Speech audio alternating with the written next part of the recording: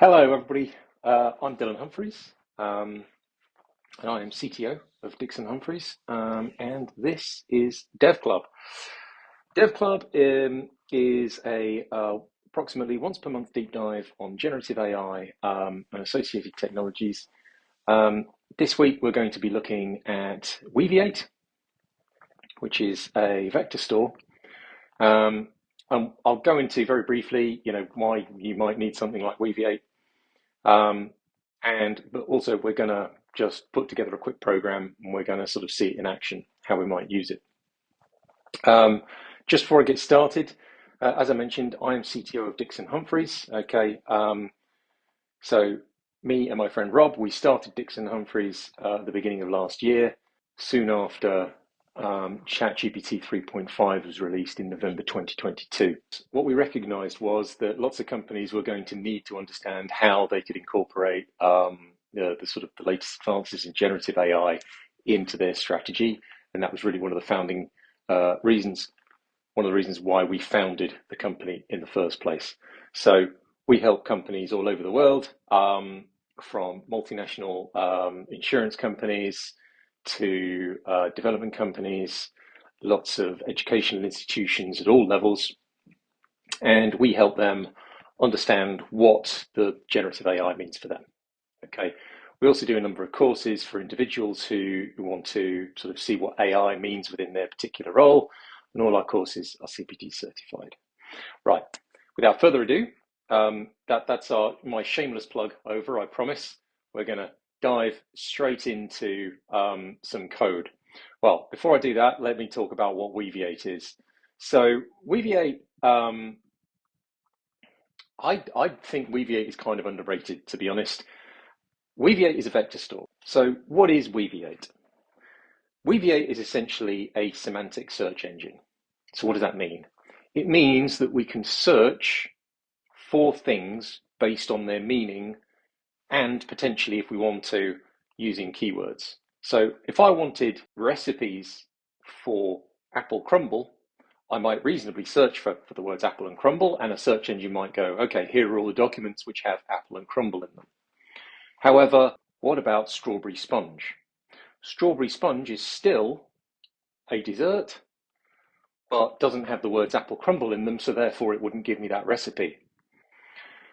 Now, a semantic search engine would recognize that apple crumble is a type of dessert and therefore would be able to return me additional results about other desserts which don't necessarily include the words apple or crumble. That is what Weaviate is at its core, okay? And the way that is achieved is through something called vector search. So it is really a vector database, okay? And it is storing vectors. Vectors are representations of tokens. Tokens are representations of parts of words. There's a lot of other stuff that goes around this, as you might be able to see down here. They say they can do hybrid search, which they can, which is just literally mixing up keyword searching with semantic searching. But the key thing here to remember is that Weaviate is something which is going to allow us to, in our example, search for apple crumble, but also get back strawberry sponge, as well as apple crumble results, okay? Now, why is that important? Well, that's really useful for when we want to get information and pass it to a large language model and synthesize results from it, okay? So what we're really going to set up today is essentially our own kind of chat to your PDF sort of program, okay? We're going to give it a bit of source information, a PDF, and we're going to ask it questions about what's in the PDF. Weaviate is going to give us the ability to pass it the user's prompt, okay? Find relevant chunks of information within that PDF, and then pass it back to the model to say, okay, answer the question based on these results. We're going to dive straight in right now. So I set up this Colab notebook. Okay, you can get access to this. I'll put a link down in the notes, but you can get access to this here. So my GitHub username is geosword, and the repo is called Dev Club Weaviate. Okay, and it's all in there, and you can click on this opening collab here, and it will just open it up and you'll have access to exactly what I have access to here. Now that does come with one caveat, however, okay? So the PDF I mentioned is this PDF here. You won't have this, okay? Let me show you where I've got it. So you see this bar down the side here? If I click on the folder, in here at the moment I have paris.pdf, okay? This is just some PDF which I sort of looked for and downloaded off the internet. It seems to be sort of like a few pages long. It's about Paris. It has a little bit of the history of Paris in there. As you can see, it's got some pictures and some references. This is what we're going to be asking our questions on, okay? And this is what we're going to be putting into Weaviate. So you will need to get a document like this. It doesn't have to be this specific one. It can be something entirely different. As long as it's a PDF, a few pages long, and you can ask it questions. So I've copied that in there, okay? I click on this here, and it lets me choose the file that I want to upload, all right? These here, they all come with the Colab notebook.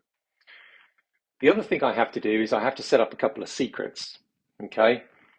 Weaviate, when you ingest something into Weaviate, okay, when you essentially say, hey, Weaviate, take this PDF and I want you to store it in your search engine, it is actually performing the what's called the tokenization. It's creating the embeddings on our behalf.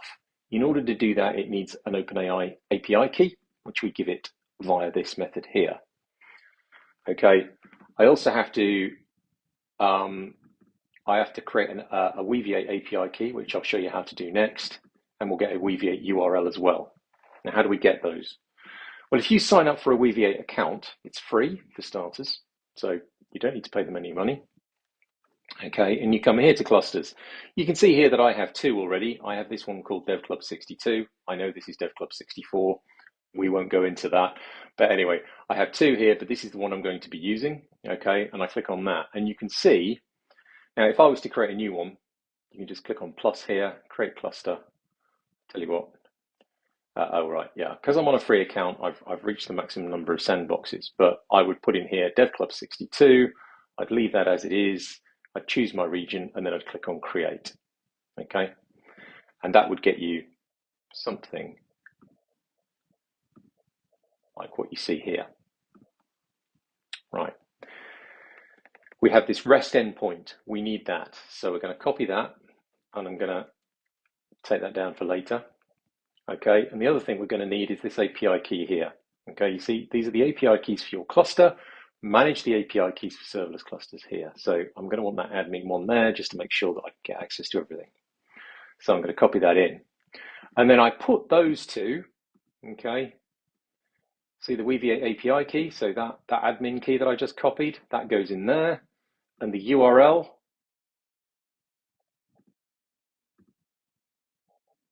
which we got from here goes in that field there. Okay, so now we can start installing some libraries. So the things that we need, okay, we need to install the OpenAI SDK. Obviously, we're going to need the Weaviate client. I'm also going to use LangChain as well, just to read the PDF. Okay, LangChain, by the way, is a very capable library, which can basically adds an abstraction layer to talking to models. It makes talking to models very, very simple and easy. I do recommend you do a bit of research on that. I'll put a link in the notes. But LangChain, I'm using just a very small part of it here, but it is useful. So that's why I'm using it. So I'm going to run this, and this is going to install our libraries into our environment. I think this will come up with what looks like a big scary red error. At least it has done on the last couple of occasions. There it is. But in this case, we don't need to worry about that. That's fine. Okay, so from here, this is really just to get Colab to behave. Okay, this means that any output that we get further down will be wrapped rather than me having to scroll off to the right. So I'm just going to run that just so it gives you guys a better experience, and well, me, to be honest, as well. So these are all the things that we're going to, all the libraries and classes and things like that that we're going to be using in this particular example. So I'm just going to run that. There we go. That's all sorted. Right. Next thing, I've created a function called call GPT-4, which is just using the OpenAI SDK. You can see here that I get the OpenAI key. It's going to read that from there. That is actually the bit that does it. If it was running locally and I had it defined in an environment variable, that's what that would get. But what it will do here is it will try and find that environment variable, not find it, and then fall back to this, which will get this here. Okay, so this is just some error checking here. Then we put in our messages. So our system message, so this is the prompt that we send to the model, which, in theory, the user wouldn't see. We give it the system prompt, which will be passed in as a parameter, and we also give it the user prompt. I have here as well some chunks, and those are going to represent the chunks which Weaviate pass back to us that it thinks is relevant to the user's query. Okay, so I'm going to run that. So next off, this is a function called init PDF collection. So Weaviate has this idea of collections, and you can kind of think of them as, so Weaviate has this concept of a collection, and you can kind of think of collections as almost like a table in a normal database. Okay, you're saying this holds data of this sort of type. So I don't know, let's say that emails were going in there, you might call the collection emails. Let's say contracts were going in there, you might call it contracts. Okay, in our case, we're going to keep it fairly generic. We're just going to call it PDFs, and I'll show you where that's. You can see here that we define the collection name in the parameter. Okay, but here we're going to create a new collection. We're going to pass it essentially the connection to the Weaviate database, and we're going to pass it a collection name. Now, before it does anything, this is really just so that I can run it lots of times and not have to worry about mutability. We actually delete the existing collection if it exists. Okay, so that's what that's doing. And then we define it here. And you can think of this as kind of like the schema, okay, of the collection. So if you're used to dealing with databases, this is like, your name field, your first name, last name field, your date of birth, whatever it might be. And we can give it what we call properties, just like fields in a lot of respects. So in this case, I've got a content field. Okay, that's actually going to hold the content of our chunk, and we've given it a type text. Okay, and we've told it that yes, we do want it tokenizing, and we're going to lowercase it so that it can be case insensitive. Really, all of these properties here are entirely optional. Okay, they're just things that I find useful to put in. You certainly don't need these in order for sort of Weaviate to do its thing, but it does help, for example, to have a date field so that you can say, okay, well, you can take a guess as to how up to date it might be. It's also useful to have page numbers, total pages, so that you can give users feedback like, okay, well, look, we've answered this question based on this text in this page, this total number of pages, so to speak. File path, of course, helps us identify exactly where it came from. So again, we got this information from this source, so that could just as well be a URL if you wanted it to be. Okay, and we also have this concept of chunks.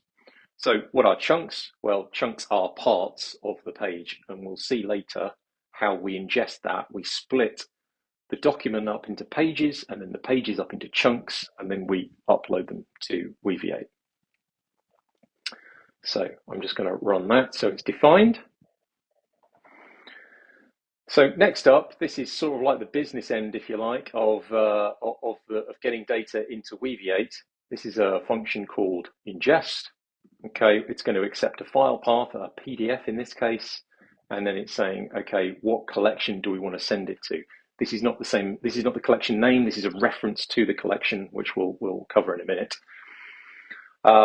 But again, you can see here, so this load PDF, as we'll see further down here, is basically going to actually physically load the PDF and then load all the text into a list, okay, page by page.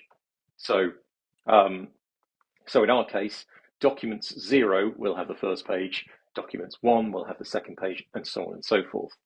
Okay. And then for each page in there, we basically chunk it. We've got another function called chunk text, and that's going to take the total page text and it's just going to chunk it up into bits and send us back the chunks in here. We then iterate over the chunks. We create what is essentially a record for the chunk here. So you can see here we put in the date, we put in the content, which is the chunk itself, the page number, the file path, the total number of pages, the chunk number, and then the total number of chunks. And then we insert that into Weaviate. Okay. This is just a function which returns the Weaviate client, makes our connection. That's obviously using the Weaviate URL that we added over here, the Weaviate API key, and of course the OpenAI API key. And you can see how we pass that in there. Again, it uses OpenAI's tokenizer to create the vectors for us. Okay, load PDF, that's the function we saw mentioned further up. So you can see here, this is using the LangChain PyPDF loader to load in the file. So it loads it up. It literally, when it says documents, as it says there, documents with an S, because a single document is split into multiple documents. Okay, we could have called it pages, for example. That would have been the same. So let's just run that. And then we come down here, and then this is our chunking algorithm, which we mentioned earlier. Okay. We can get rid of that. So what this is doing is it's going to chunk the text that it gets passed here in text, okay, and it's going to chunk it into approximately 1,000 characters long, all right, but there is also going to be an overlap of 100 characters where it can. So that's what this is going to do. It is going to do its best to sort of finish on full stops at logical points within the text rather than sort of stopping mid-sentence or word. Finally, the last function we have is a function called search Weaviate, which does exactly what it says on the tin. Okay, I'm passing in some kwargs here just because I kind of think, especially for a search function, you know, lots of things can get added in, like filters and things like that. So I tend to find them easier to use kwargs. So I'll show you what that means. It means that instead of just having a comma-separated list of parameters, and then we have to remember what those parameters are, but based on their position, we can do things like this. We can say search term equals, and then whatever we want that to be. Collection equals collection, file path is equal to file path, and so on and so forth. So we define the kwargs here. It is just that. We probably could have just put in normal parameters, but that's just not how we did it. So we can put in a search term, we can put in a filter, okay, key value pairs. In this case, actually, that doesn't quite work. I've just filtered it by file path just to demonstrate what's going on. Okay, we could have put in a limit as well, but as you can see, it's not taking that into consideration. But we can make it do so very easily just by doing that. So we have that function. So this is the search function. That's what's going to actually get us the chunks that we want. Okay. So those are all the functions that we needed to cover. Okay. So there's really two aspects of it. There's the setting up of the collection. There's getting the document into the collection, which includes load PDF and chunking, the chunking function. And then finally, there's just the search function, which actually goes off and we can perform a search on what we've uploaded. Okay. So first of all, we're just going to do a quick check that our call GPT-4 function works. So if we run that, you can see here the system message that we're passing in is you're a helpful assistant, and then we ask it, according to Hitchhiker's Guide to the Galaxy, what is the answer to everything? Okay. I get it to output sort of like the conversation thread here just to give us some visibility on what's going on. Okay, and then it gives us the answer. According to Douglas Adams' science fiction series, The Hitchhiker's Guide to the Galaxy, the answer to the ultimate question of life. Oh, there it is. Sorry, I was about to say, I'm not going to mention the actual question, but there it is. Sorry, the answer. It's 42. So that's pretty famous. We all know that. We just don't know what the question is. So I'm sure Deep Thought is thinking about that as we speak. So we know that our sort of core GPT-4 function works, so that's great. As you can see there, we didn't pass it any chunks. Okay, so it didn't need to incorporate those into the prompt. So for now, I'm just going to get my connection to the Weaviate client using our get Weaviate client function. Okay, I'm then going to create a new collection name called PDF. So I'm setting the collection name there called PDF, and then I'm going to initialize it. Okay, we pass it the collection to the cluster, and then we pass it the collection name that we just defined. So now that we've got that, we can now get a reference to the collection, which is what we're doing here. Okay, so this is what we need to pass things like the ingest function so that it can then upload it to the appropriate collection. Okay, so at this stage, we've got the file path.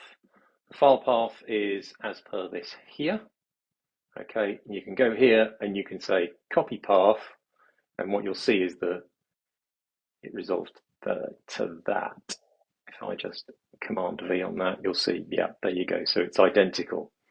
Okay, and then we pass the file path to ingest and our reference to our collection. So I'm going to run that now.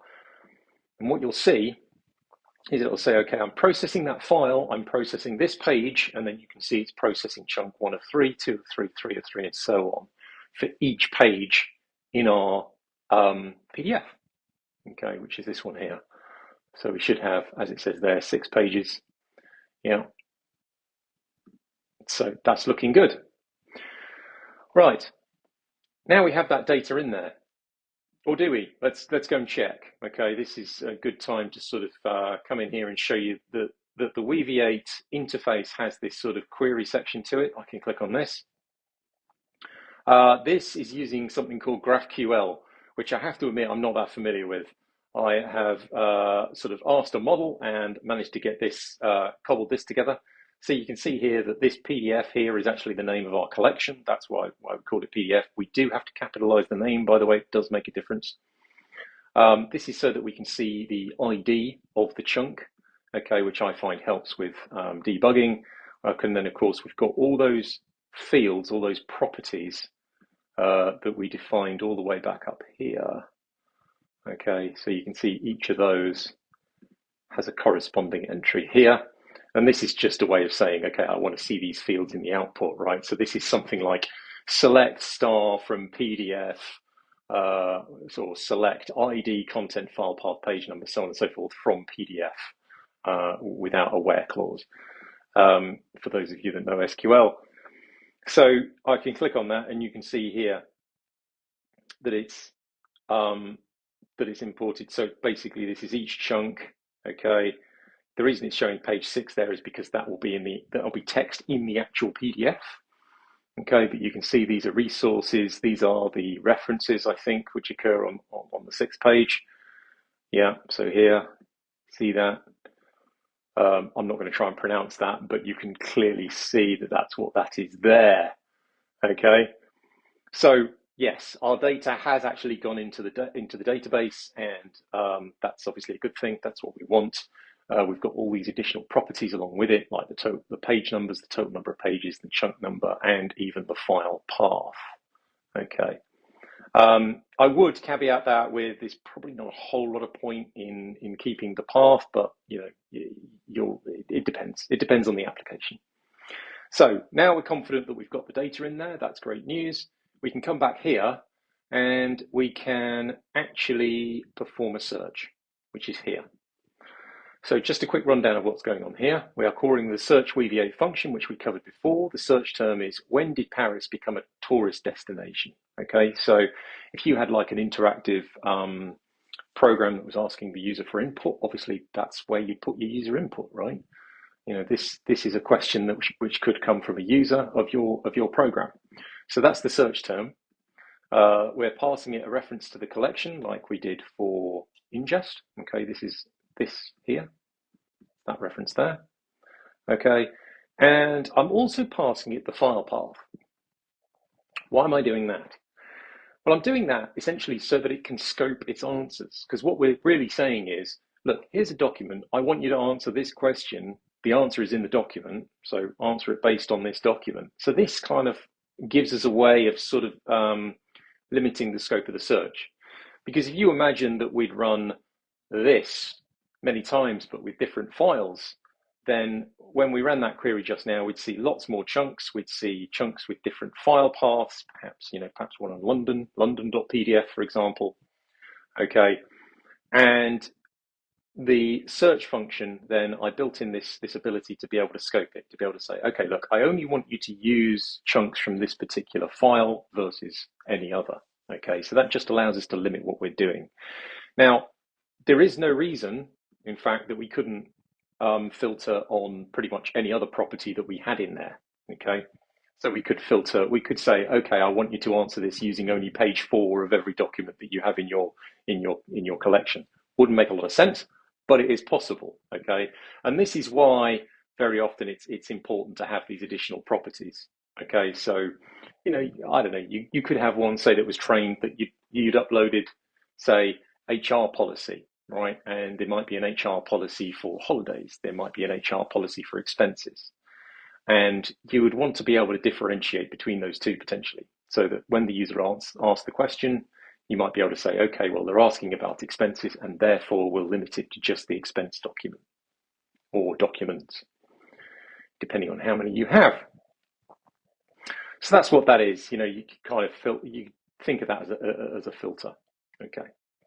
So we just initialize a new list here called LLM chunks, okay, which is empty. And the reason for this will become clear in a second. So the results of the search are going to be put into results, okay? So what we're checking now is that we are actually getting some results back. We're going to print them out, essentially, so that we can see what results come back from it, okay? And then for each result, we're going to get the content and append it to this LLM chunks list. All right, just the text, because we don't need anything else. All right, so I'm going to run that now. And what we should find is, so what I've tried to do to make this a bit easier to sort of see visually, you see this print, and then it prints out lots of dashes. This just separates out each chunk, so you can see where each chunk starts and ends.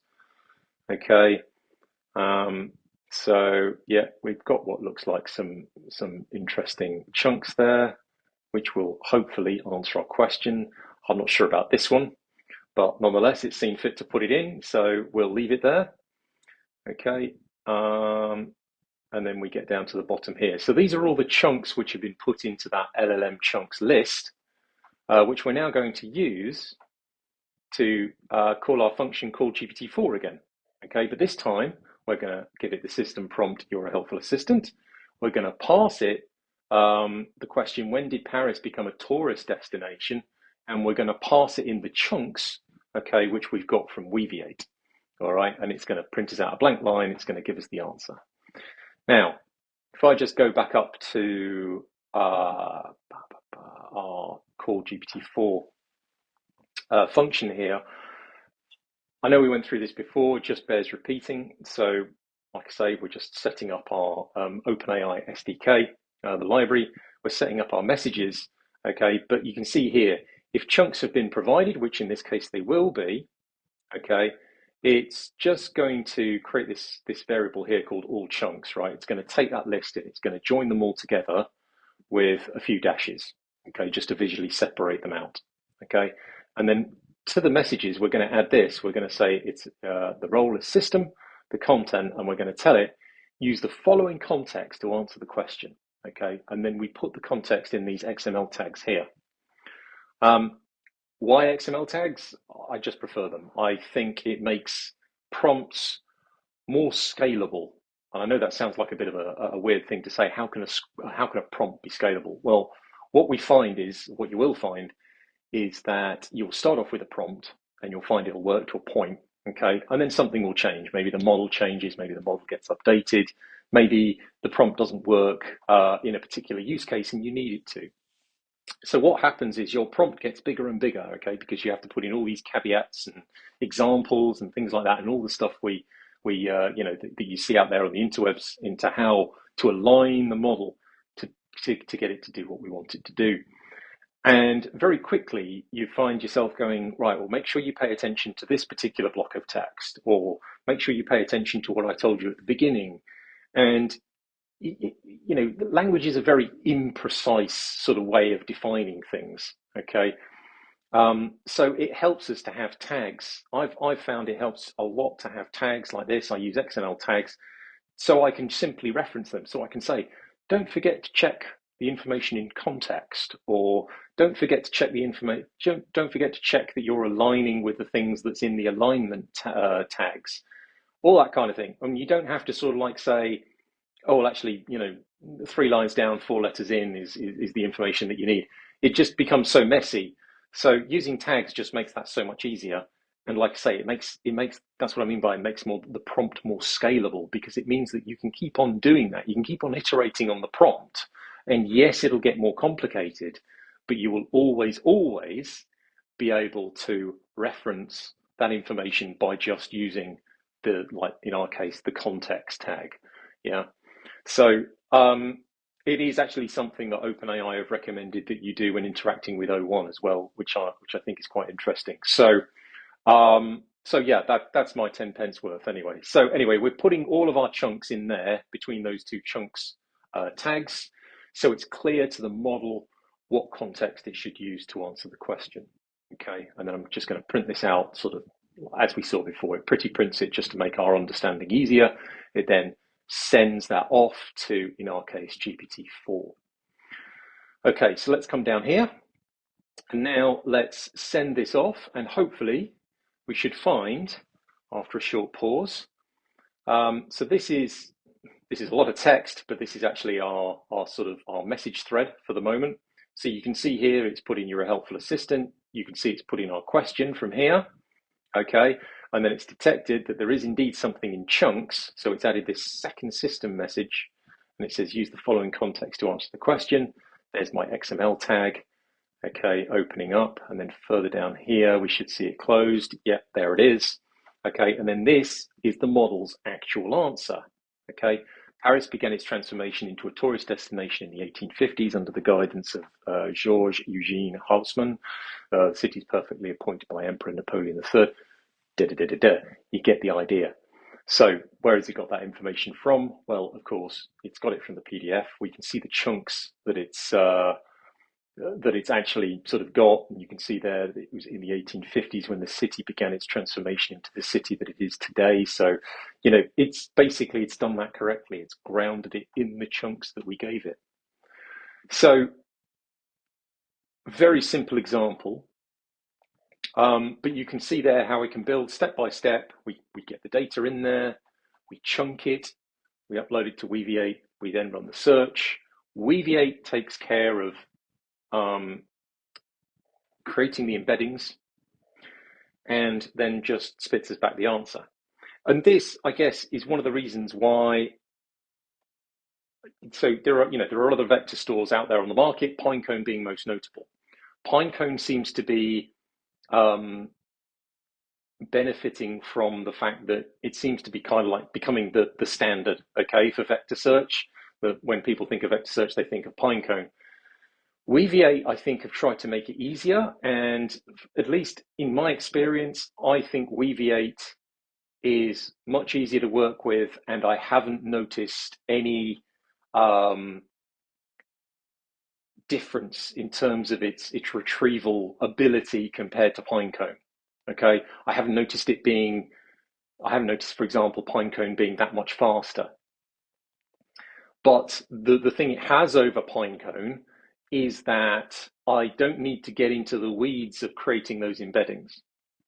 And for me, that's an advantage. Okay, if you were interested in trying different embedding models and really getting into the nuts and bolts of it, then that wouldn't be you could very legitimately use Pinecone. Okay, but for me at least, I just literally want something that does what it says on the tin. Okay, I want to be able to pick up a document, send it off to Weaviate, it take care of getting it into its database, which is what it's doing, into its data store. It's creating the embeddings for me, the vector representations of those chunks. Okay, and then when I ask it a question like, when did Paris become start to become the city we know today, that it is able to answer it based on the document. So that's my reason for choosing Weaviate. You might have different reasons for choosing it, or you might say, actually, do you know what? No, I think Pinecone is still better. That's absolutely fine. I'm not here to dump on Pinecone in any way. It's just for my use case, Weaviate works great. So I wanted to show you that. That's it for today's Dev Club. As I say, just to reiterate, Dev Clubs happen generally every month. I will be posting them up here going forwards. Do click on like and subscribe. I love doing things like this. I love doing deep dives. I perhaps don't get to do it as often as I would like in my job, but that's why I'm here doing this. So thanks for watching, everybody. As I say, do click on like and subscribe. I'd really appreciate it.